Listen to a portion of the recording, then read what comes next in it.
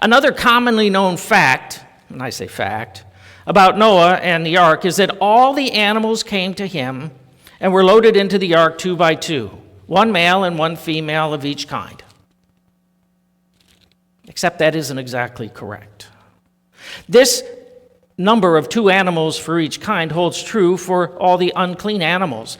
But for the clean animals and birds, depending on how you read the Hebrew, the number of clean animals and birds taken onto the ark was either 7 or 7 pairs.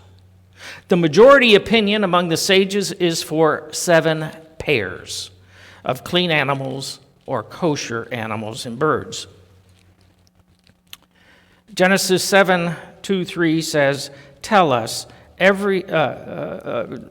2:3 tells us, of every clean animal you shall take 7 pairs, males and their mates, and of every animal that is not clean, 2, a male and its mate. Of all the birds of the sky also 7 pairs, male and female, to keep seed alive upon all the earth. Now this does open a bit of a rabbit hole. And all of you know I can't resist a rabbit hole. But I'm not going to devote a whole lot of time to this rabbit hole beyond pointing it out. No one knew exactly which animals were fit for sacrifice and which were fit for eating.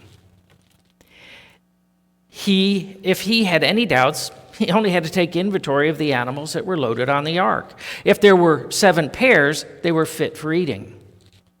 If there was only 1 pair, that animal was not fit for eating, and therefore not food. Some may argue that eating only kosher or clean animals is for Jews only. But I will point out that Noah was not a Jew.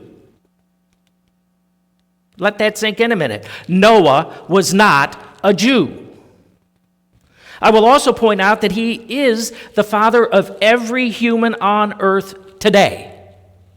So I would guess that if eating only kosher animals applied to Noah, it probably should apply to us as well. God let Noah know which animals were fit for eating and which were not to be eaten. Many generations later, Moses was instructed by God to document food and not food animals to remind us, to remind the current generation and all future generations of this much earlier determination.